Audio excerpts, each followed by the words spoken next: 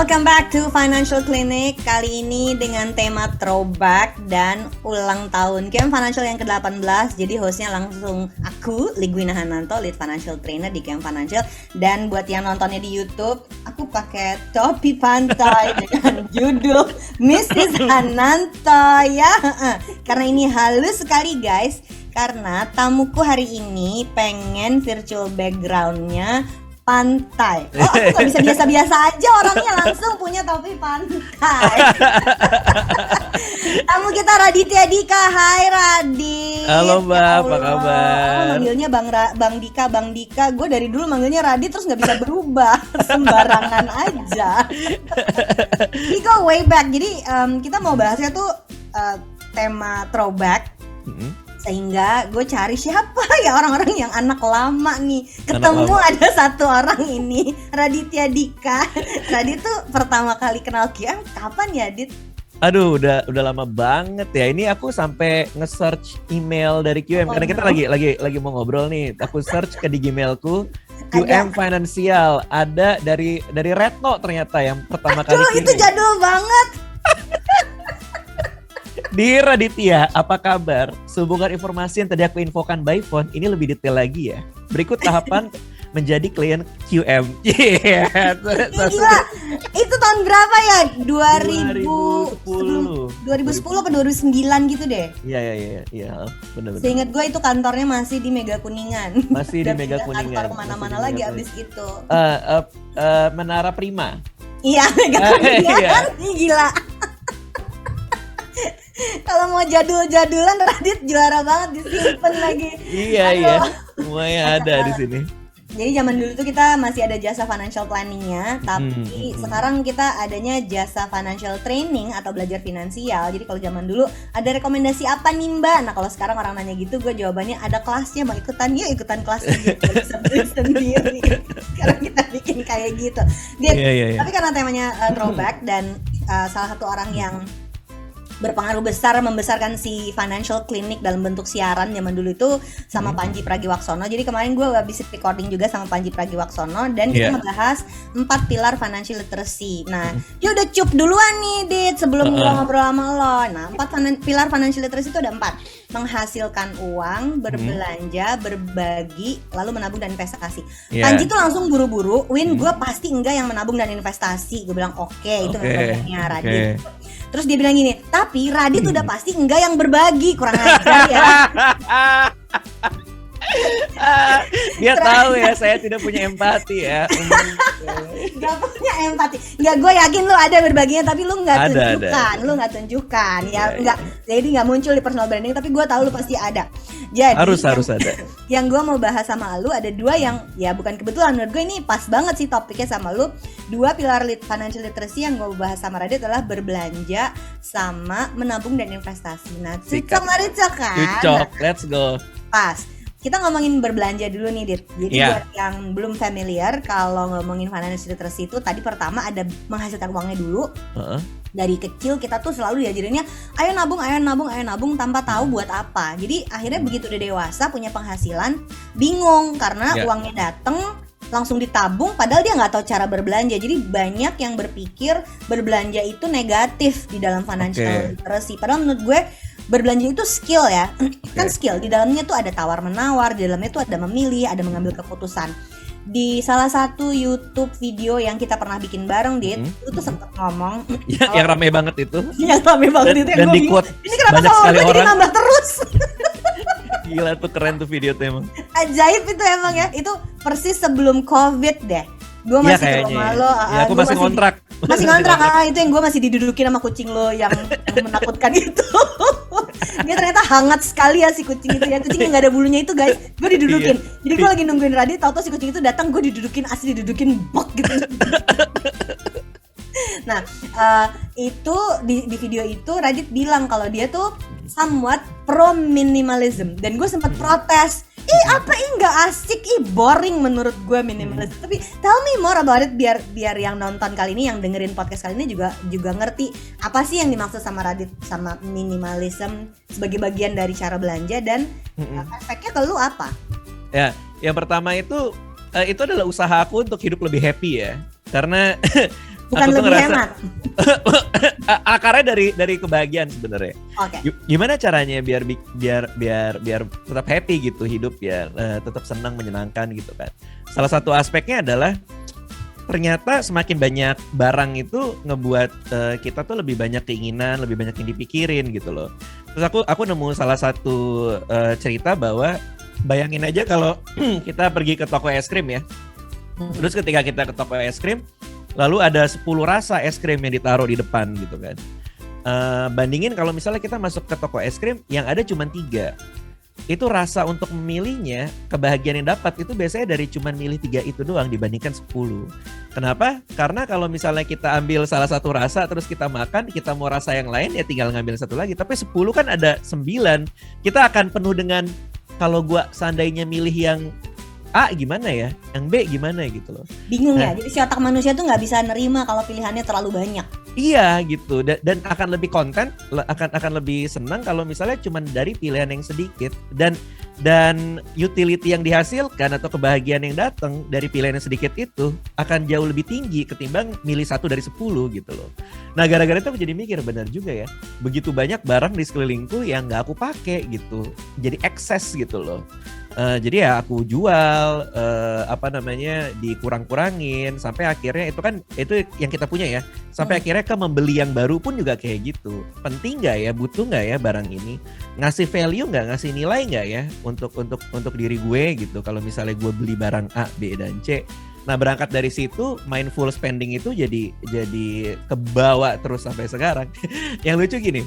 Kemarin tuh untuk pertama kalinya ya setelah PPKM ini aku jalan ke mall sama istri kan. Kita jalan-jalan, kita makan gitu kan.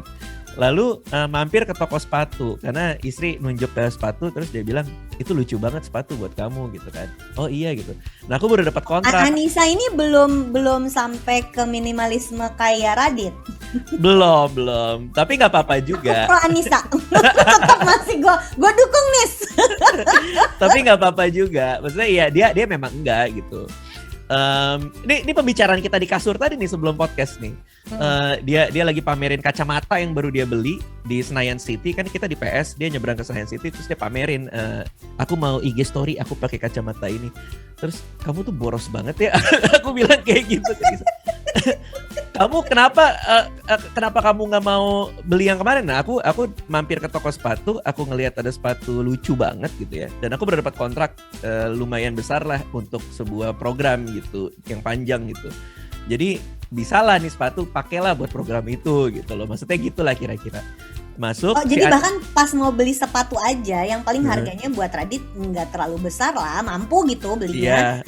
Lu aja sampai mikir mau ada satu program sepatunya bisa dipakai untuk program. Jadi bukan beli for the sake of lucu gitu. Betul. Cara berpikir lu tuh gitu kalau belanja. Iya, tapi ini masih panjang nih. Jadi mikirnya, gue ada program nih. Mungkin gue bisa beli sepatu ini. Anissa juga bilang gitu, ini buat kamu pakai di sana gitu. Oh ya udah, aku masuk nih, aku ngeliat sepatunya. So aku mikir, harganya 2 juta. Perlu nggak ya gue sepatu 2 juta ini? So Anissa tiba-tiba manggil mas-masnya gitu. Mas, ini dong, minta yang 42 ukuran Radit gitu, ukuran suamiku gitu. Tunggu dulu bentar nih, perlu nggak ya sepatu 2 juta ini? Akhirnya kita duduk, kita cobain sepatu. Aku mencari begitu banyak alasan buat nggak jadi beli. Kayak misalnya ini kayaknya warnanya tuh nggak pas, kalau ini kayaknya emang kayak gitu model ya kata Anissa.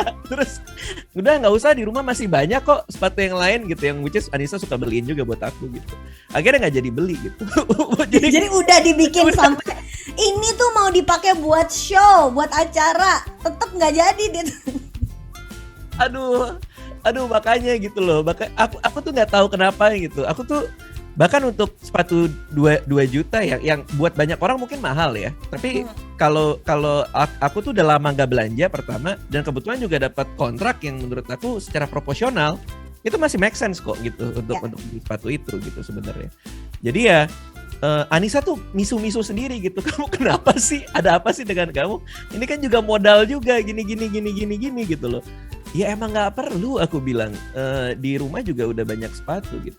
Nah jadi makanya hal-hal itu yang ngebuat pada akhirnya keputusan untuk beli itu di Anissa gitu. Jadi sekarang Anissa yang kayak maksa gitu, kayak celana udah lama nggak punya yang baru, akhirnya dia yang beliin gitu, walaupun aku juga nggak terlalu butuh gitu menurutku. Nah jadi conscious spending itu emang udah melekat sekali gitu ya dalam diri aku gitu. Dan kemarin tuh aku tergelitik juga, aku lagi bahas apa terus ada yang bilang jangan pelit-pelit bang gitu kan. Nah aku bilang ini ada bedanya hemat sama pelit gitu loh. Nah itu menarik tuh. Jadi ada bedanya antara hemat sama pelit. Definisinya kayak apa kalau buat seorang Buat aku ya, buat aku pelit itu kita hanya soal angka. Jadi kita tuh nggak mau ngeluarin uang sama sekali. Buat apapun tuh namanya pelit. Dalam artian gua nggak mau ngeluarin duit for the sake of nggak mau ngeluarin duit gitu. Hemat, gua mau ngeluarin duit kalau itu value-nya sepadan sama apa yang gua dapet. Makanya kata value itu berarti relatif di setiap orang kan? Relatif banget. Makanya aku juga punya misalnya ya topi yang mahal atau sepatu yang mahal, itu aku mau aku spending. Atau kemarin mama papaku main ke rumah, itu aku spending lumayan gede banget buat makanan gitu buat mereka gitu. Dan itu nggak ada holding back karena mau menjamu orang tua. Betul. The value is beyond the money gitu buat Radit kan. Betul, bukan pelit. Kalau pelit orang tua datang ke rumah, aku nggak akan beliin makanan atau kasih nasi padang. Tapi aku orang tua ke rumah jarang main. Aku akan kasih makanan yang paling enak, yang paling mahal, yang mungkin bisa aku kasih buat mereka saat itu ya, gitu ya. Oke, jadi bedain tuh antara hemat sama pelit. Are you always like this atau ada turning point? Sebenarnya gara-gara QM ya langsung kayak gitu. Bisa aja lu. Karena aku banyak nggak tahu Radit itu latar belakangnya kuliahnya tuh finance. Jadi waktu ketemu sama tim QM pertama kali bikin plan 10 tahun yang lalu, 11 tahun yang lalu, kliknya tuh cepet banget karena lu ngerti kan. Jadi literasi itu tuh dasarnya udah ada, nggak sulit gitu untuk edit kita mulai gitu. Betul, karena pas kuliah kan taunya mutual fund kan, pas di sini reksadana gitu, jadi baru taunya kayak gitu-gitu. Cuman secara mekanisme tahu. Nah, cuma memang berasanya tuh karena aku kan bareng QM waktu itu dirapiin, lebih tertata. Terus yang paling penting adalah memahami time value of money itu kan, bahwa uang itu bisa berkembang nantinya gitu. Nah gara-gara itu jadi aku mulai masuk soal opportunity cost itu gitu loh. Kalau gue ngeluarin 10 juta buat beli barang A gitu, ini kan bisa jadi 11,5 juta gitu dengan 15% return di katakanlah di saham gitu misalnya. Jadi gue ada kehilangan 1,5 juta uang gratis nih hanya karena gue memenuhi nafsu gue buat belanja barang 10 juta ini, gue kehilangan 1,5 gitu. Nah, opportunity cost itu yang jadi pijakan awal gitu. Ini belum ke soal filosofinya. Kalau filosofinya kan tadi ya soal kebahagiaan, value, itu belum ke sana dulu pas muda tuh, pas tahun 2009 2010. Baru ke untung rugi gitu waktu 2010. Tapi lama-lama gara-gara memahami untung rugi itu, jadi tahu bahwa gue nggak apa-apa kok, gue nggak mati kok kalau nggak beli handphone yang paling baru. Gue nggak apa-apa kok kalau tongkrongan gue pada main motor segala macam gue nggak ikut beli gitu. Gue nggak apa-apa kok kalau manajer gue beli BMW tapi mobil gue masih Honda City gitu, nggak apa-apa. Iya, ada periode itu gue inget banget yang orang tuh ngomongin Radit mobilnya itu aja, padahal kan sebenarnya bisa yang lain. Walaupun gue sekarang tahu mobilnya udah bukan yang itu, tapi ada periode yang orang ngomongin itu dan lu tidak terganggu ketika image Radit pelit, tadi banyak yang ngomong gitu, image Radit nggak mau beli mobil lebih bagus. Itu lu ngadepinnya kayak gimana? Ngadepinnya kayak ya termasuk Panji itu emang rese nih orang ini. Pas ada ngomong investasi nih orang ini. Aku tuh lagi program provokatif proaktif sama Panji di Metro TV, dan waktu itu make or breaknya dia sih menurut gue. Iya Panji ya gitu kan. Kebetulan aku juga ikut kan sama dia gitu, dan waktu itu ada beberapa pekerjaan lain deh yang kebetulan barengan sama Panji juga, ada iklan juga gitu. Terus dapat uang lah gitu. Nah karena dapat duit, manajerku ganti mobil gitu dari CR-V ke BMW waktu itu kan. Nah aku dari Honda City ganti mobil juga, jadi Honda City yang baru. Nah itu tuh kita sempat nongkrong gitu kan, kayak lo kenapa mobil manajer lebih bagus dah gitu ya, emang nggak perlu gitu, emang nggak perlu ganti buat apa gitu, buat jadi yang lebih mewah gitu loh.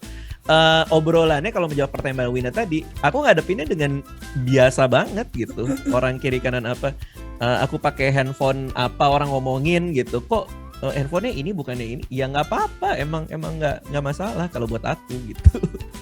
ada satu cerita lu tentang gitar yang lu suka banget, dan kemudian lu punya beberapa, terus beberapa dijual, terus ada satu yang memang memorable banget, tapi akhirnya itu pun lu lepasin. Tadinya kan gue pikir si prinsip minimalism itu adalah lepasin banyak barang, tapi hold on to something valuable yang memang akhirnya ya udah, emang nggak perlu punya 5 gitar, satu aja cukup gitu. Nggak perlu punya 1.500 pasang sepatu, 5 juga cukup misalnya gitu. So tapi ceritain soal si gitar itu yang menurut gue cerita yang buat gue oke, kena nih di gue, karena banyak barang-barang memento jadi apa ya, barang yang punya arti nostalgia buat gue. Ternyata nggak kesimpen juga dan akhirnya hilang juga, jadi sampah juga gitu. Ceritain yang itu, Dit, karena menurut gue lebih banyak orang perlu denger cerita ini. Dan tunggu dulu. Jadi aku tuh punya satu gitar kesayangan banget dari zaman aku di kuliah di Australia, itu yang bikin aku happy di Australia. Gila, ini gitar yang nemenin lu di Australia. Iya, dan teman nyari duit juga. Karena kan kita manggung juga. Dan yang paling lucu nih, aku dulu les gitar jazz ke satu guru di Australia. Aku main di sebuah aula, ada orang Hong Kong nonton. Terus dia bilang, lu jago banget main gitar ya, ajarin gua dong. Oke, aku ajarin anak itu. Jadi uang dari anak itu aku pakai buat bayarin guruku, ilmunya dari guruku aku kasih ke dia. Ya ampun. Jadi itu anak belajar. Dia tuh nyari duitnya sejago itu. Jadi aku gak pernah bayar les karena itu duit. Itu umur berapa, Dit? Cara berpikir kayak gitu umur berapa? 18, 19 tahun ya. Pas kuliah di sana. Karena les di Australia itu mahal banget. Mahal. Per hour kan? Per jam. Apapun mahal di Australia. Wah, apalagi tuh guru jazz di Adelaide University juga gitu, which is emang kampus musik gitu. Ada fakultas ya. Jadi pas dia bilang, "Gua mau belajar lo." Boleh, ayo. Jadi kertas-kertas dari guruku aku fotokopi, aku kasih ke dia. Ini kita kan belajar ini, aku ajarin persis sama. Dia ngerasa jago banget lo ngajarinnya. Ya iyalah, orang dari orang lain. Boleh dicontek ya, ini disontek boleh ya. Silakan contek kayak ini. Coba dia masih nyambung sama gitarnya. Jadi gitar itu yang nemenin buat belajar, ngajar, nyari uang gitu. Dan masih main itu ngelepas stres kan dari pakai gitar itu. Nah cuman aku tuh berpendapat bahwa kalau ada satu barang yang udah 30 hari nggak dipakai, mungkin kita nggak akan pakai lagi. Jadi aku udah lama nggak main tuh gitar, udah sibuk sana sini. Tapi Dit, kan pandemi udah 1,5 tahun nggak pergi. Itu dia. Terus, jangankan 30 hari, ini 1,5 tahun, Dit, kacau banget, barang yang nggak dipakai banyak banget. Itu yang bikin gue iya, nanti aku ada cerita lagi soal itu. Terus nah gitar itu aku pajang tuh di depan ruang kantorku. Terus aku ngeliat kayak ini udah 30 hari gak gue pakai, dan cerita gue tuh banyak banget sama dia gitu. Tapi gue tuh lebih sayang sama gitarnya karena dia gak kemana-mana gitu loh. Dia pasti punya cerita yang mau dia ceritain si gitar ini gitu. Pengen punya perjalanan lain gitu. Selain dipajang itu dia gak berguna gitu maksudnya. Iya, dipajang dia tidak live up sebagai gitar. Aneh gak sih? Terus aku kayak, yaudah deh gue foto aja deh. Aku foto. Jadi aku sempat nge-search tuh, orang-orang tuh gimana sih cara lepas dari, kayak Mbak Wina bilang, barang yang penuh kenangan ini. Terus banyak yang ngasih saran di forum-forum minimalis itu, di foto aja. Karena kenangan itu kan tetap ada di lo. Barangnya gak perlu ada gitu. Oh ya benar juga ya. Tunggu, jadi sekarang gitar itu ada di mana? Udah dijual. Sumpah, itu si gitar yang sangat bersejarah itu iya, udah dijual berarti. Udah aku jual. Jadi akhirnya aku jual, berapa tahun lalu aku jual. Terus emang yang beli juga suka main musik gitu. Jadi aku ngerasa bahwa ya aku membebaskan dia dari aku gitu, si gitar ini. Ya udah dengan semua kenangan-kenangannya gitu. Nah, sama soal pandemi. Jadi aku koleksi jam juga, jam tangan. Karena buat aku achievement itu kan. Ini udah lebih om-om dan bapak-bapak nih. Iya, betul. Ya, waktu umur 18-19 ada memori sama gitar. Udah dewasa menjadi om-om yang pelihara jam. Om Jaksel. Ya, om Jaksel pelihara jam tangan. Karena laki gue sampai punya grup khusus buat bahas jam tangan. Itu ibarat tante-tante Jaksel bersama tas ya. Tasnya, iya. Apa yang terjadi sama lu dan jam tangan? Nah, aku tuh agak nerdy dalam artian yang aku suka tuh nyari mekanismenya, apa dia tuh diciptakannya kapan, mekanismenya diulik dong, diulik. Aku karena suka, emang seru, menurut gue seru banget jam tangan itu. Terus aku tuh koleksi, jadi buat aku tuh pencapaian itu dirayakan dengan jam tangan itu. Jadi misalnya kayak aku abis film tembus 1 juta, ya aku beli buat ingat gitu.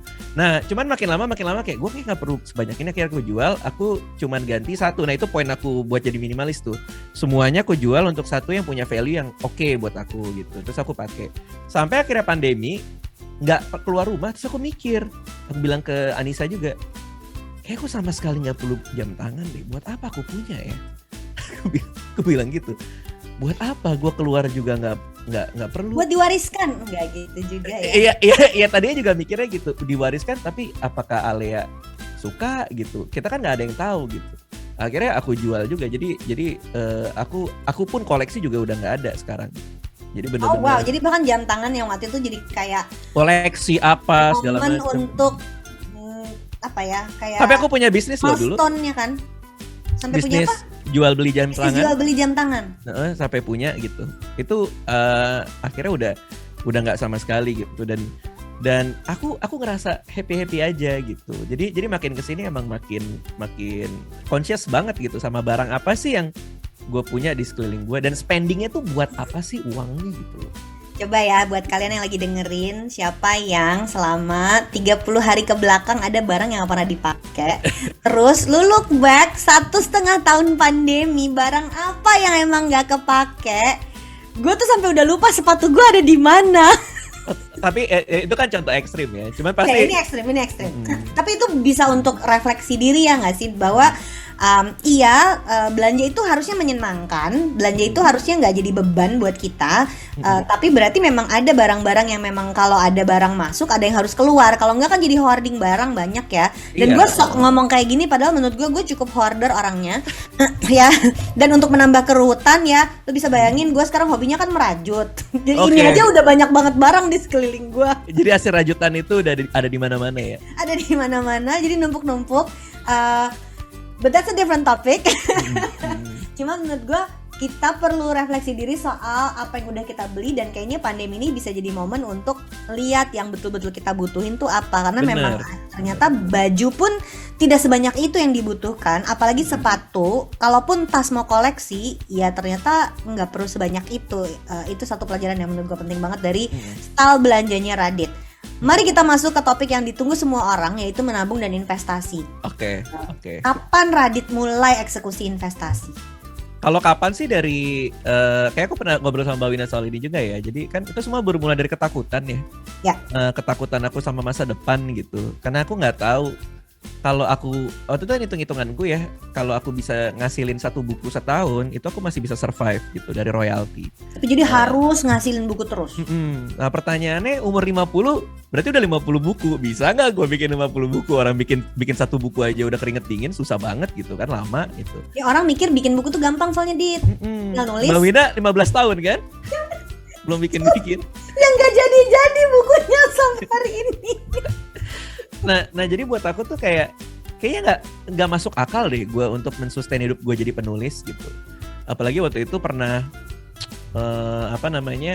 ada cewek lah di daerah Jakarta Selatan gitu kan, ke rumah cewek ini gitu. Aku nggak tahu pernah cerita apa nggak ya. Terus ketemu bapaknya, ditanya, kamu pekerjaannya apa? Pekerjaannya apa? Saya nulis buku om gitu. Nulis bukannya miskin-miskin ya? Om nggak tahu Raditnya Dika. Sakit hati gue dibilang kayak gitu. Aduh, kan aku kesel dong. Gue bilang, Om jangan ngomong seperti itu. Saya pulang gitu. Bagi duit dong 300.000 buat aku. Itu bercanda ya. Itu ada di buku ya harusnya ya. Iya. Bercanda. Cuman ya, aku gini loh, maksudnya ya aku nggak bisa menyalahkan bapak itu juga ya, karena mungkin dalam lingkup pergaulannya dia atau apa yang dia lihat tuh memang seperti itu. Mungkin dia punya temen SMA lah, apa yang mau jadi seniman gitu mungkin ya. Tapi hari itu aku mikir gitu, apa iya ya bakal kayak gitu. Apalagi kan ketemu teman yang teman bilang penulis nanti jadi apa, manajer penulis, direktur penulis gitu. Wah itu makin pusing lagi saat itu. Jadi ya. Jadi di kepala temen lo harus ada kayak jenjang manajer, direktur, penulis gitu ya. Tapi itu kan itu refleksi buat lo juga dong, karena bener aja berarti harus nulis 1 buku setiap tahun sampai umur 50. Iya. Pada saat itu kan mikirnya gitu. Kalau sukses semua bukunya, kan nggak semua buku kayak buku lo. Iya betul, makanya. Ya kalau mau hidup dengan 5 juta per bulan ya berarti royaltinya setahun harus 20 kan. Iya. Nah itu kan bisa nggak gitu, buku bestseller segitu aja kan udah kita agak kita tahu agak pesimis gitu. Royalti itu nggak besar ya.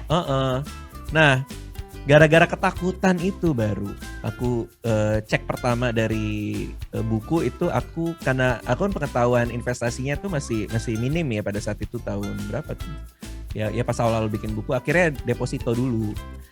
Nah karena taunya itu kan klasik banget tuh, orang tua juga taunya itu. Tapi lama-lama baru ngerti soal itu reksadana, ngerti soal saham gitu. Baru ketemu QM waktu itu untuk lebih diarahin lagi dan dihitungin dengan jelas gitu tujuan gitu. Nah, yang ngebekas dari QM itu adalah soal yaitu semua investasi kan butuh tujuan. Nah, di sini di HP ku ini itu semuanya ada tujuan semua gitu. Aku rapih, masih aku bikin sampai sekarang pun juga masih ada tujuan gitu. Tujuan yang paling baru itu yang aku bikin di sini itu namanya Share Alea, Share Anakku. Jadi setiap anakku masuk ke YouTube atau ke Instagram ada produknya, itu aku sisihin buat dia, nanti 17 tahun aku kasih ke dia. Itu bagiannya Alea. Itu bagiannya Alea. Hasil kerjanya dia tuh nggak diambil sama bapaknya gitu ya. Iya, jadi aku ngasih imbalan lah buat Alea, uang jajannya dia karena udah bantuin kita waktu itu kecil, nanti gitu. Cukup bikin deredek loh, Dit. Jadi gue deredek sama anak ya. Deredek sama anak itu setiap kali gandeng tangan mereka kelas 1 SD itu pasti pulang nganter gue nangis. Yang gue gak nyangka adalah waktu gue menyerahkan uang yang udah gue kumpulin dari angpau lebaran, ulang tahun, dan kalau ada foto session anak gue ikut, ke Mas Azra yang sekarang udah umur 19. Waktu dia umur 18 dia bilang, itu uang aku kan masih QQ mama, aku kan udah dewasa, boleh nggak buat aku? Itu gue pertama kali nyerahin itu ya, pulang dari bank gue nangis, Dit. Serius, aduh aku akan merasakan itu ya. Jadi yes, it's a very good move, lu udah pisahin. Betul. Hingga ketika nanti itu serah terima, it's gonna be momentous. Emosional ya pasti. Emotional tidal wave. Tapi gue seneng banget denger lu udah sisihin terpisah buat Ale. Iya, mungkin aku emosionalnya lebih kayak ya abis deh duit gue itu bagus. Cuman serah terima sih kayaknya, yang kita tidak berkuasa lagi atas dia itu kayaknya lebih sakit lagi. Betul. Bener sih. Nanti masih lama, biarin aja dulu. Tapi itu menarik. Jadi lu ini belok sedikit dari topik investasinya.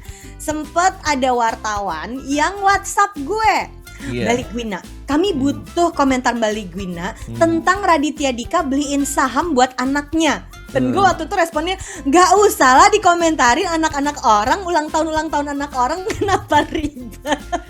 Emang kenapa ya? Aku juga ceritain dong ya. Itu apa sih sebenarnya, lu beliin apa buat Alea? Karena kayaknya itu cukup membuat pecah berantakan di timeline. Jadi gini, aku tuh udah nabung waktu itu buat ulang tahun anakku Alinea ini. Dia mau ulang tahun, terus aku nabung kan. Ya kita mau bikin makan-makan lah apa gitu ya. Harapannya adalah pandemi itu selesai. Jadi kita tuh udah gak sabar banget gitu loh. Udah nabung dari lama supaya bikin acara yang bagus buat Alea. Pandemi tidak selesai, nggak mau kelar-kelar, nggak jadi. Ketemuannya nggak jadi. Iya, duitnya udah ada. Nah uang ini dibeliin apa? Kalau buat mainan, kan nanti dia bosen. Anaknya kan kayak gitu, dibeliin mainan bosen, beliin main bosen. Dia ngapain gue kasih uang, misalnya kekumpul gede banget gitu kan, terus dikasih ke dia buat mainan yang sangat mewah gitu. Mainan mewah itu akan bosen dalam berapa minggu, karena dia kan juga masih belum punya rasa bahwa oh ini harus gue jaga gitu loh. Akhirnya apa deh yang berefek sama dia yang baik ya, yang dia bisa nikmatin nanti gitu. Oh saham aja sekalian gitu. Akhirnya aku beliin saham buat Alea, sekaligus ya ini juga sih, sekaligus aku edukasi ke teman-teman juga sih bahwa bisa kok gitu, misalnya kita ngasih sesuatu yang itu berarti kan beli tetap di account-nya Radit, tapi lu ngasihnya ke Alea dalam bentuk apa, kayak piagam atau apa, supaya dia tahu kamu punya sekian banyak shares. Iya, simbolis aja. Aku minta dari sekuritasnya itu ngeprintin pembeliannya, sahamnya berapa segala macam. Terus simbolis itu aku simpen biar nanti dia 18 tahun ketika udah bisa bikin RDN bisa aku kasih ke dia. Tinggal ditransfer sahamnya ya, nominal lotnya gitu. Nah, ini ide buat para ayah bunda, papa mama, bapak ibu kalau mau ngasih kado saham, nggak hanya untuk anak yang masih kecil, anak yang udah lebih besar juga bisa loh. Jadi ide yang menarik.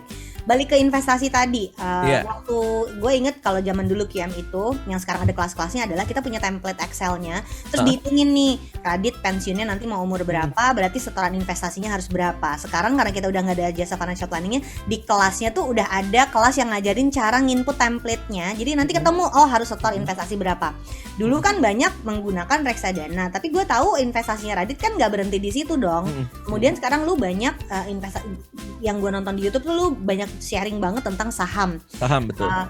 Sekarang kalau kita mau sharing tips yang sederhana untuk orang mulai saham, apa Dit yang orang-orang harus tahu? Karena gue khawatir banget, kita pernah bahas ini ya. Khawatir banget orang tuh sekarang perhatiannya tuh tentang cuan-cuan. Nggak salah perhatian tentang cuan-cuan itu, tapi kayaknya orang lupa bahwa proses mengumpulkan itu beda dengan proses hustling nyari duitnya. Betul. Nah, si proses hustling nyari duitnya adalah Radit nulis, Radit bikin bisnis, Radit stand up komedi. Nah, proses si investasi saham itu ternyata ada di dua kaki. Bisa jadi hustling nyari duit, tapi bisa juga dari proses mengumpulkan. Kalau gue balikin ke lu investasi sahamnya itu hustling nyari duit atau proses mengumpulkan, Dit? Oke, ini pertanyaan menarik banget nih, dan aku juga berkali-kali bilang gitu. Kalau buat aku ya, karena ini kan pribadi banget ya. Investasi itu untuk memenuhi tujuan keuangan. Ini balik lagi sama yang QM dari dulu suka ajarkan kan. Makanya kita dulu dikasih reksadana ini kan bukan buat jadi kaya gitu. Ketemu planner QM ini kan. Tapi emang ini tujuannya reksadananya ini, maka tiap bulan segini karena dibantu dengan kenaikan sekian gitu. Makanya nggak ribut cuan karena ya kayak naik kereta aja, jejes gitu kan. Betul. Nah, fondasi itu yang aku bawa terus sih sebenarnya. Jadi begitu masuk saham pun, karena di UKM kan waktu itu reksadana ya, nggak ke saham karena mungkin akan lebih ribet kali kalau bikin. Harus ngumpulin dan nggak ada izin sih, nggak punya sertifikasi CFA-nya juga waktu itu. Terus.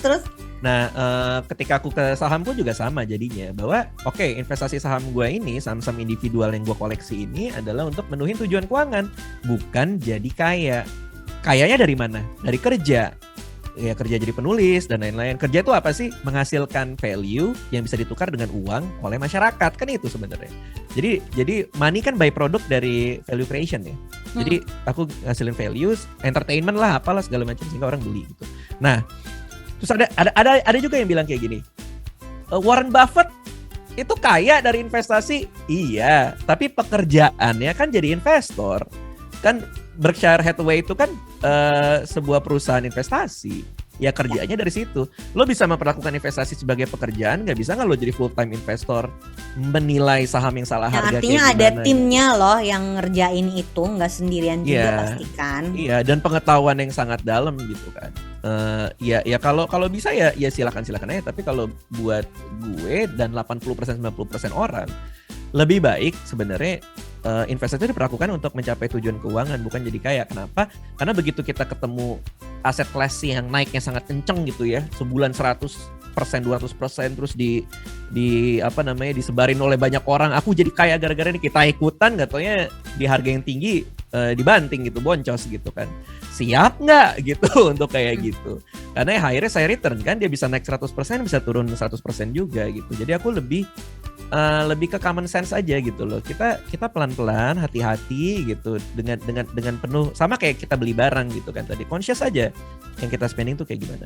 Kebanyakan orang tuh nggak ngerti soal kalau kita beli saham itu juga harus tahu luar dalam, gak cuma gara-gara dengar kata teman atau baca di forum gitu, ini akan naik gitu. Kan lu gak beli handphone gara-gara kata teman atau baca di forum, pasti kan lu banding-bandingin tuh handphone A speknya apa, biasanya kenapa beli saham gak lo bandingin atau gak lo telusurin gitu sih menurutku sih. Ya, Dit, apa investasi terbaik yang udah lo lakukan? Versi lo terbaik ya, jadi belum tentu yang paling tinggi returnnya, belum tentu yang paling lama digunakan. Versi lo terbaik, investasi terbaik yang pernah lo lakukan apa? Semua investasi itu menurut aku kunciannya itu ada di compounding return-nya kan. Jadi semakin lama kita invest, keuntungannya akan bergulung kan. Semua hal baik yang kita bisa investasiin yang mendatangkan compounding return itu layak buat ditelusurin. Jadi menjawab pertanyaan tadi, investasi terbaik buat aku adalah ke aku dan timku. Karena dengan aku invest ke tim, aku invest ke mereka, aku ngajarin mereka, aku spending buat infrastruktur kantor gitu ya. Itu akan compounding gitu. Semakin lama mereka kerja sama aku, akan semakin besar efek dari apa yang mereka lakuin dalam pekerjaan yang aku sekarang bawa gitu. Jadi kalau buat aku sih investasi ke diri sendiri dan tim itu yang ternyata returnnya jauh lebih gede gitu. Tapi ya nomor 2 udah pasti saham gitu. Oke. Satu lagi menutup obrolan kita. Ini kan ulang tahun Kiam yang ke-18 ya. Kalau Radit dikasih time machine, terus ketemu sama Radit yang umur 18 tahun, apa kira-kira nasihat finansial yang akan Radit kasih sama the younger version Radit? Kalau aku ketemu aku yang 18 tahun ya, paling aku akan bilang hidup itu cukup dengan pengeluaran 3 bulan aja Radit, sisanya investasiin. Kalau aku mungkin bilang kayak gitu. Jangan banyak-banyak uang di ATM. You even wanna do more investment. Iya. Karena aku tuh tahu gak sih tren TikTok yang ganteng review saldonya dong, tahu gak sih itu? Gak tahu ya? Gak tahu. Jadi lagi ngetren. Orang-orang ada audionya, ganteng review saldonya dong, terus dia kasih lihat saldo ATM-nya dia berapa berapa ratus juta gitu, ada. Ngapain naro MM-an di tabungan? Kita logikanya gitu ya, Dit. Terus komen-komennya kayak gila uangnya banyak banget. Terus aku bilang, lu kenapa banyak banget duitnya di ATM dah? Kenapa nggak ditaruh di reksadana atau RDN lo aja sih? Kenapa harus di ATM sih? Jadi kenapa harus di ATM miliaran? Jadi gak keren. Buat aku jadi gak keren, sama sekali gak keren. Dia niatnya kayak, keren banget nih saldo gue. Buat aku kayak, lu edukasi lagi deh. Supaya lu gak percuma dimakan inflasi itu. Kasian. Aduh, ini bodoran finance ya Allah. Kasian uang lu. Temen gue yang menurut gue paling tajir itu selalu bilang gak punya cash, Dit. Iya, karena makanya ada di bisnisnya. Betul. Kalau dia punya miliaran dia bangun hotel gitu. Iya, jangan. Ganteng review saldonya tuh jangan lah. Ganteng review investasinya ya masih masuk akal. Raditya Dika, thank you so much. Gak banyak orang yang tahu Radit ini finance geek. Ternyata I'm so happy to talk to you again. Nah itu dia tadi Financial Clinic edisi throwback dengan temanya kado ultah Kiam Financial yang ke-18. Until next time, kita berikutnya akan ngobrol juga sama The Kiam Trainers kesayangan kalian, masih dalam episode ulang tahunnya Kiam Financial. Terima kasih udah dengerin, sampai ketemu lagi, bye.